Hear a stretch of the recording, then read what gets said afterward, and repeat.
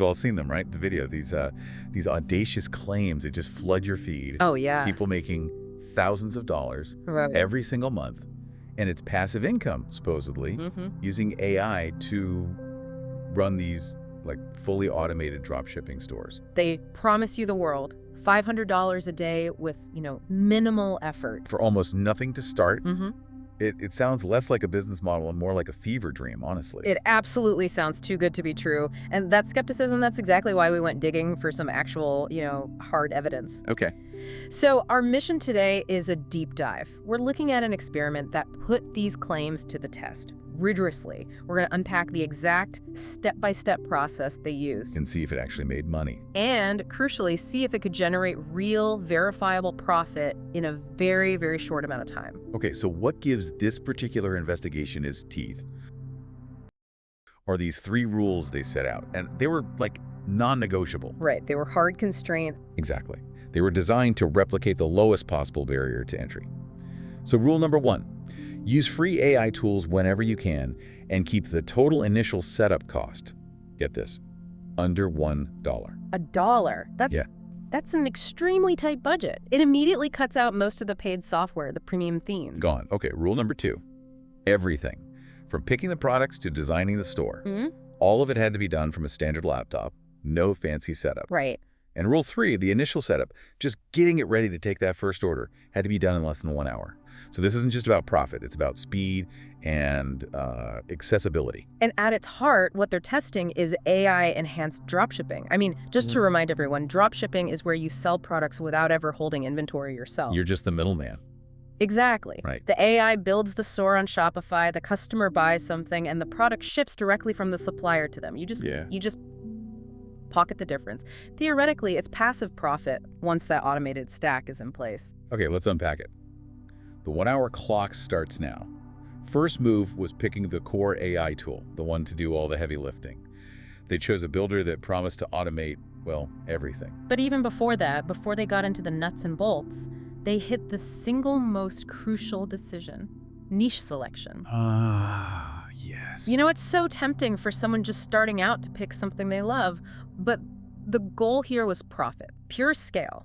They needed a category they knew had a massive active market. Which led them to sport and fitness. It did. And what I found so interesting wasn't just that they chose fitness, but why? The context behind it. Go on. They pointed to these sociological observations about younger people, Gen Z specifically. They're increasingly meeting up at running clubs, hiking groups, not nightclubs. That's a fantastic insight. Isn't it? It suggests this major shift in where social spending is going. Fitness isn't just a category anymore, it's a huge, growing social hub. And if that's where people are hanging out, they're probably spending money on gear. But does that kind of trend risk being, a short-term fad? If everyone's at running clubs today, what about next year? That's the beauty of it. They chose fitness as a whole, not just running. It's broad. So the AI stack lets them pivot instantly. If running fades, they can switch to yoga mats or hiking gear tomorrow. They're targeting the performance mindset, not one single product. It's very smart. Okay, so niche is locked in. Then came the look of the store, the customization. They focused entirely on the banner images. that first impression, it's so important. Right. And the banners had to be universal. They had to appeal to both men and women. And this is key. They couldn't feature specific products. Yeah.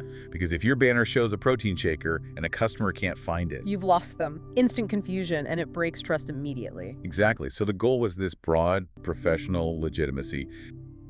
A tone that just says, we sell high-quality performance gear, without being too specific. So moving into the automation stack, and this is where we find out if that sub $1 budget was actually, realistic. I'm skeptical. Well, the foundation was a free trial for Shopify.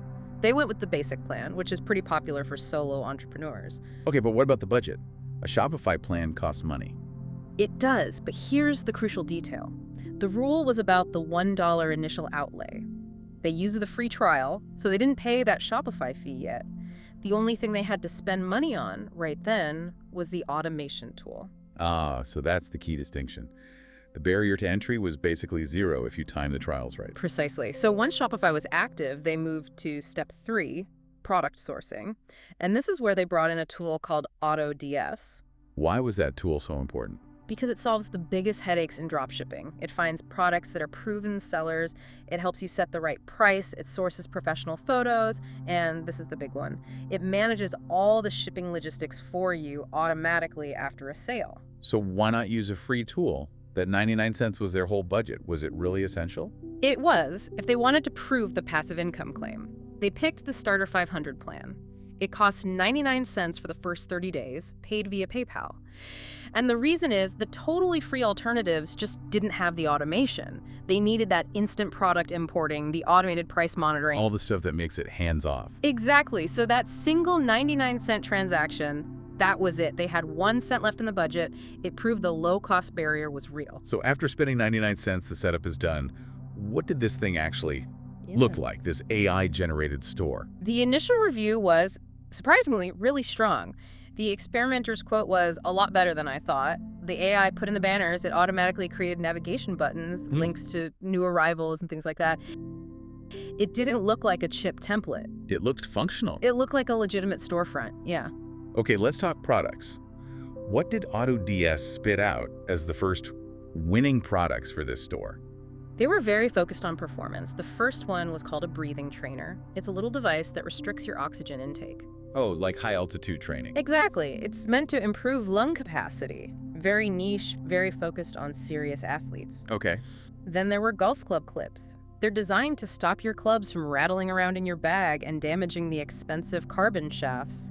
Wait, a breathing trainer and golf clips? That seems all over the place. Isn't that confusing for a customer? That's an excellent point about product synergy. But if you look a little closer, they both appeal to the same type of person. The serious athlete. The serious, performance-focused athlete. The person willing to spend a bit extra to protect their gear or maximize their training. It's a psychological niche, you know. Premium athletic dedication, not just a product category. Makes sense. Let's look at the money. Those golf club clips? Cost was $6.84. What's the target sale price on something like that to make it worthwhile? So typically, drop shippers aim for 2 to 2.5 times the cost. For that $6.84 cost, you'd want to sell it for around $13.68. Which gives you a clean profit of $6.84 per sale before marketing. Right. Not a huge amount on one unit, but that's the margin that lets you scale up really fast. And this is where the AI really flexes its muscles, I assume. This is where it saves hundreds of hours. AutoDS didn't just list the product name, it pulled in professional, high-quality photos from every angle. It wrote the entire product description. With keywords and emojis and all that. Yeah, all the modern stuff. And, crucially, the boring but necessary details. The legal pages. Yes, it set up all the required legal pages in the footer. The shipping policies, returns, terms, and conditions. All you had to do was drop in the store's contact info. Those are the things that build instant trust, and it was all done automatically. Okay, but it wasn't completely zero effort. There was one manual tweak they had to make. The domain name. Right. The default was just a random jumble of characters. We've all seen those. It looks like a cat walked on the keyboard. You can't build a brand on that. So they made a strategic move. They got a proper branded domain, Tilbury Fitness. But they didn't even get a traditional .com. They opted for a specialized .store domain. Now, does that really matter? Especially if you're just trying to make quick sales. I mean, a domain is just a domain, isn't it? It matters a lot more than you'd think. And this is a huge aha moment. Studies show that websites using a .store domain, which immediately signals this is a shop. It sets the expectation. It does. They get 87% more traffic, and they rank 2 times higher on Google compared to standard domains that don't immediately tell you what they are. Wow. So that small, often cheaper domain choice gave them an immediate SEO and trust advantage. It was an incredible bit of low-cost strategy. So now the store is built, it's branded, it's stocked. It was time for the real test, with real money. The promotion. And it had to be just as efficient. They decided to copy the playbook of huge fitness brands like Gymshark. Which is all about influencers, but obviously they couldn't afford the big names. Right, so they went the micro-influencer route. Exactly. We're talking about accounts with, say, 10,000 to 50,000 followers. They completely bypassed the macro influencers with 500,000 followers or more. Why is that distinction so important for a brand new store? It really all comes down to trust and engagement. You know, a macro influencer might be selling 5 different things in a week, and it dilutes their authenticity. It feels like an ad. It does. But micro-influencers, their audience is smaller, and they're generally seen as true experts in their niche, so there's a much higher level of trust. Yeah. The stats are actually stunning. Micro-influencers get up to a 60% increased engagement rate. Engagement is great, but you need conversions. You need sales. And that's the kicker. They also have a 20% or higher conversion rate. They deliver sales, not just eyeballs. So more engagement, better conversions for less money. It's exactly what a startup needs. So the execution. They paid an account called the Grace Brothers, 145,000 followers, so high-end micro-influencer, $50. $50 to post a story link. And they promoted just one product, that breathing trainer. Smart. Very focused. But before that $50 went out the door, there was one more vital step: risk mitigation. They had to check the product quality. They ordered samples. Yes. A lot of people skip that. And it can kill your reputation. So the items arrived. The breathing trainer was described as built to last, and the golf clips were apparently better quality than the ones the experimenter already owned. Okay, so the store's legit, the product's good, marketing's targeted. What happened in the 24 hours after that $50 story went live? The results were immediate, and they were conclusive. The store sold a total of 12 breathing trainers. 12.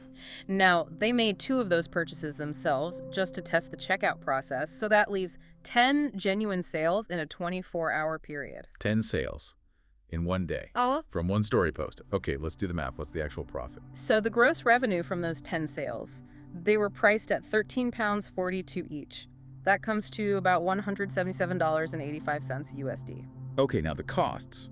Product and shipping was $3.95 an item, so that's $39.50. Correct. Then you add the $50 influencer fee. That was the entire marketing budget. And because the 24 hours just happened to cross over the end of the free trial, you have to factor in the $1 Shopify fee. So total costs, $90.50. $90.50. Which means in a single day, from a store that cost $1 to set up, the net profit was $87.35. It's an undeniable, verifiable success. They took a store that cost 99 cents to launch, took less than an hour of their time, and generated a positive ROI almost immediately from a single $50 marketing spend. The key takeaways for you, the learner here, seem crystal clear. First, the AI tools for handling all that boring but necessary stuff, descriptions, photos, legal pages, it's real. It works. And the choice of micro-influencers that delivered the high conversions they needed, all because of that trust factor we talked about. And that tiny technical detail, choosing the .store domain, gave them a measurable advantage. It proves that those small choices you make at the very beginning can have a huge impact. Oh, huge impact on your outcome, yeah. So here's where it gets really interesting for me. If a single $50 marketing spend, selling just one product, can bring in nearly $90 in profit in one day, what does this experiment tell us about the future of, low-barrier entrepreneurship? The initial claims promise thousands of dollars a month. So if the next step is to automate 20 products, set up automated email campaigns, and repeat that $50 spend on 5 different micro-influencers, how quickly could you actually scale this AI model to hit those numbers? That $87 earned in under 24 hours, it really hints at those audacious claims. They might just be within reach for anyone with 99 cents in an hour of their time.